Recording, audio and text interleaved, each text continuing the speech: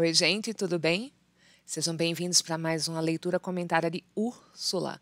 A leitura comentada é a série de vídeos em que eu vou fazendo a leitura junto com você, te explicando o vocabulário, as referências literárias, os recursos expressivos e de composição ali também do enredo dos personagens, aquilo que vai fazer essa leitura ser mais significativa, mais proveitosa, tá? Nesse vídeo, a gente vai fazer a leitura do capítulo 6, A Despedida.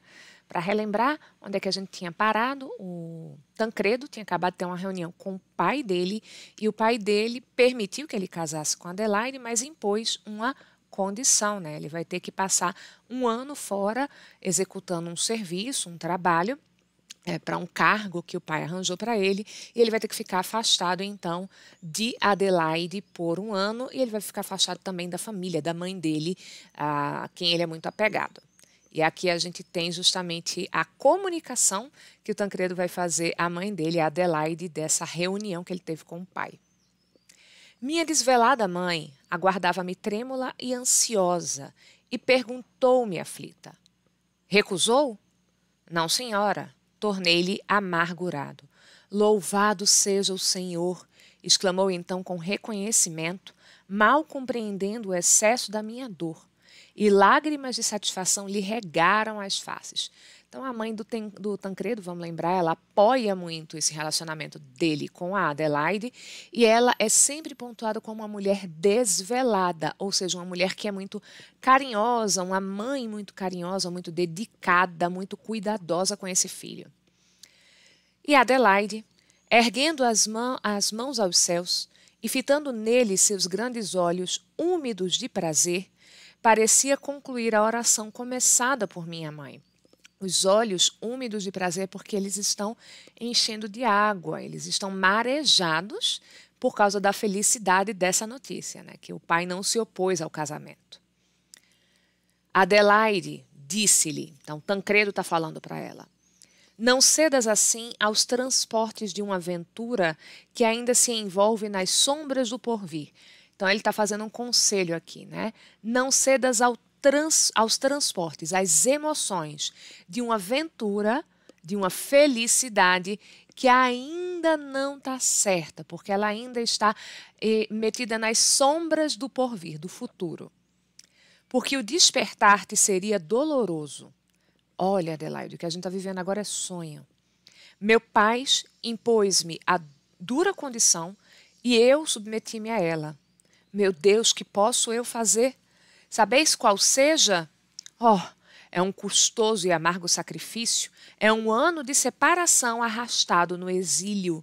Este ano é um século de desesperação. Oh, exagero, né? Esse ano é um século de desesperação, de desespero, né? Ficar um ano afastado aí da namorada, da noiva e da mãe, mas nesse caso ele está falando para a namorada, vai ser um período de puro desespero. Meu Deus! Exclamou minha pobre mãe, com um acento tão doloroso que me estalou o coração de mágoa. É mais uma prova, Senhor, que me enviais. Meu filho, continuou, esta separação será talvez eterna. Muitos dias não eram passados, então, olha, a gente tem um corte abrupto agora entre os fatos, o que deixa a fala da mãe do Tancredo com um tom ali de profecia, né? Ele teve esse corte aqui e a cena terminou, se a gente for pensar como uma série, se a gente for pensar como um filme, a cena termina com essa fala. Então, é uma finalização ali pesada que dá mais ainda o valor de que essa fala tem um tom profético ali na boca da mãe do Tancredo.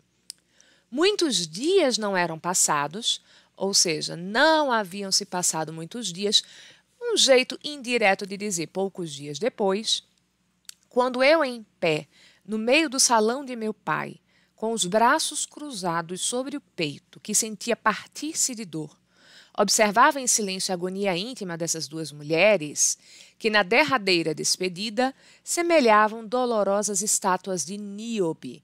Olha, aqui a gente tem uma referência mitológica, tá? Na mitologia grega, Níobe é uma personagem que, em um determinado momento, ela vai se indispor com uma deusa e a punição que ela tem por enfrentar essa deusa é que seus 14 filhos são assassinados. Ela perde 14 filhos. E aí o Tancredo está comparando ali esse momento da dor da despedida, né, do sofrimento da mãe e da Adelaide com a dor de Níobe. Adelaide reclinava-se nos braços de minha mãe, pálida como a açucena pendurada na corrente. A açucena, gente, é uma flor, é um tipo de lírio branco e que tradicionalmente é associado como um símbolo de pureza, de virgindade. Então, a comparação que o Tancredo está fazendo aqui entre a Açucena e a Adelaide é porque ele está destacando como aquela moça é pura, como ela é inocente, virgem, angelical, tá?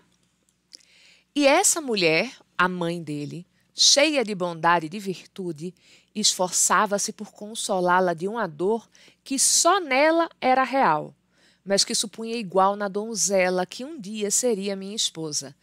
Eita! Tancredo acabou de acusar Adelaide de ser fingida. Então, por mais que ele tenha, naquele momento, tido a impressão que ela era como a Açucena, ela não teria essa pureza de caráter que ele achava que ela tinha.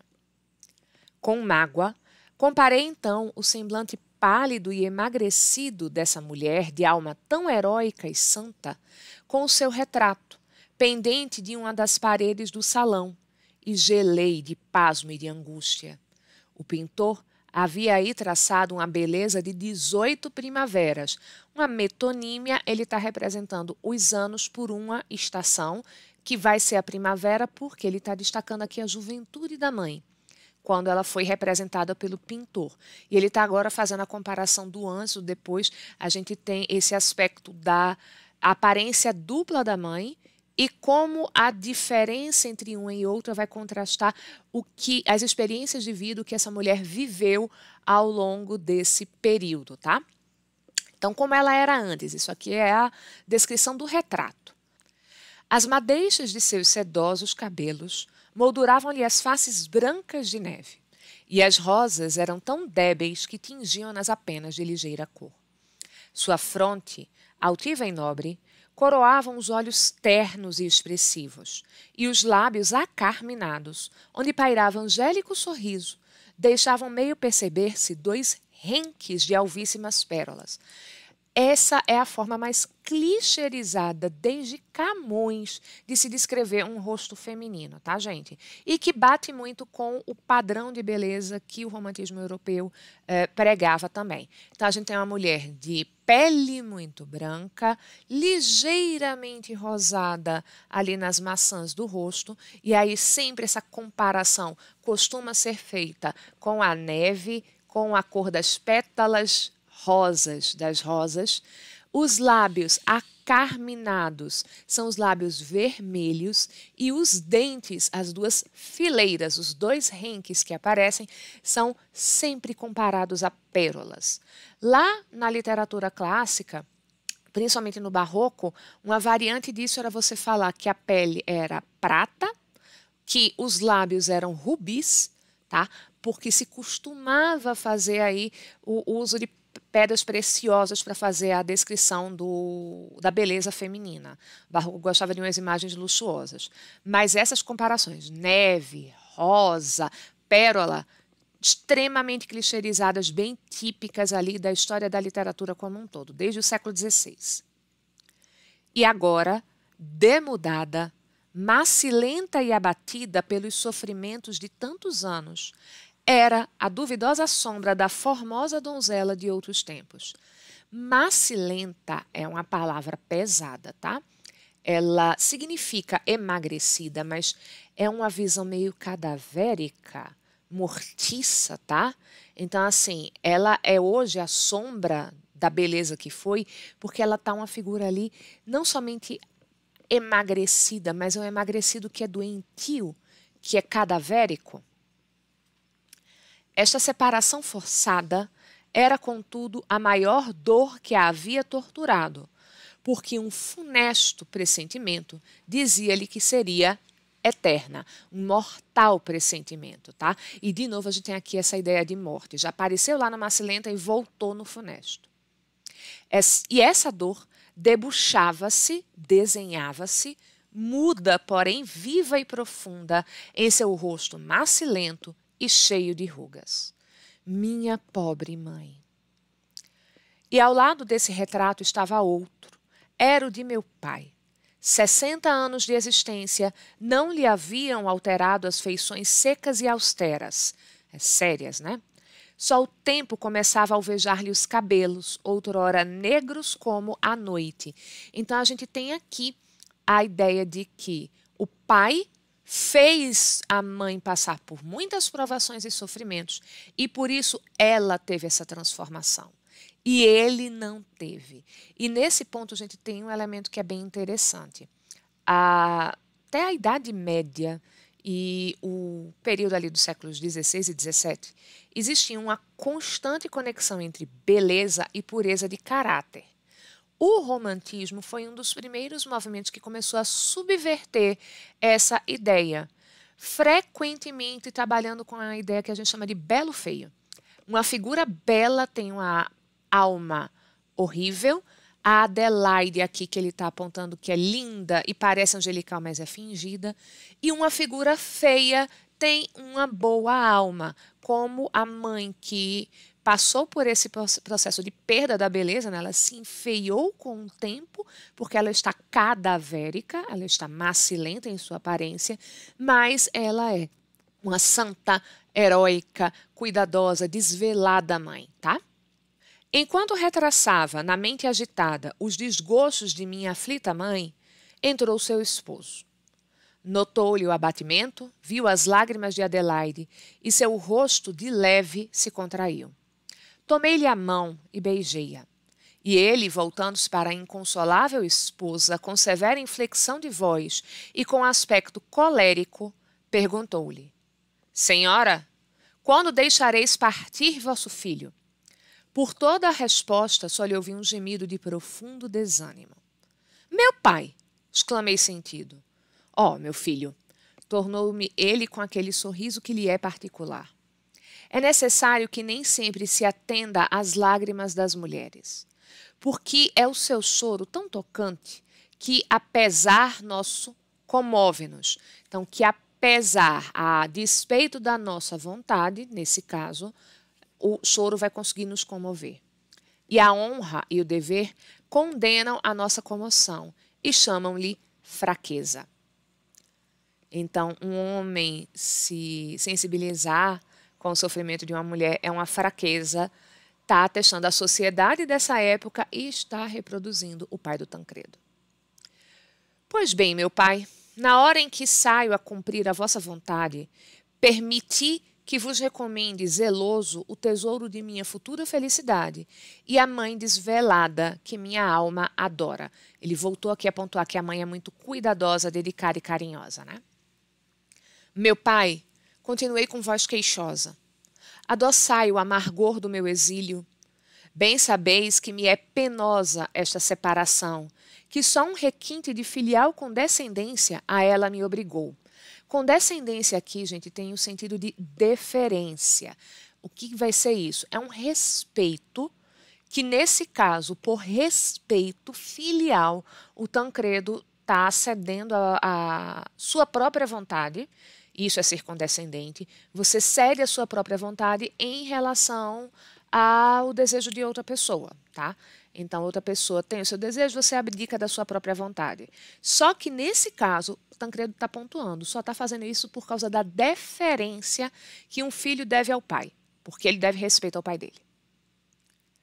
Ó, fazei com que não saiba, no lugar do desterro, que minha pobre mãe verteu uma lágrima de aflita dor longe do coração de seu filho, e que a desposada que me concedestes se conserva triste e pesarosa, como ora a vedes. Pesarosa aí, né, em sofrimento. Ó, velai por ela, meu pai, e que ela se conserve digna da mão que lhe está destinada. Então, olhou-me, e seu olhar era sinistro. Suportei-o e, sempre imóvel ante ele, aguardei uma resposta. Mordeu os lábios e, com esforço, disse-me: Descansa. Avia-te, avia-te. Então, se apresse, vá-se embora. Úrsula, minha Úrsula.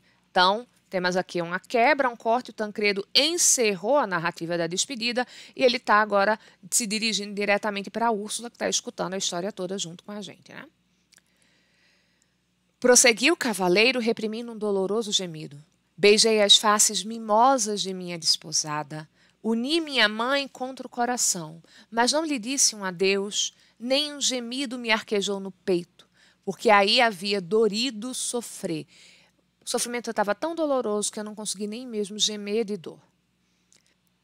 Ela deu-me um derradeiro olhar, tão terno, tão apaixonado, tão expressivo de mágoa íntima e de sincero reconhecimento, que as lágrimas que me gotejavam no coração, por fim me ressaltaram nas faces e prorrompi em copioso pranto. Nesse olhar, em que lhe estava a alma, disse-me a infeliz seu derradeiro adeus.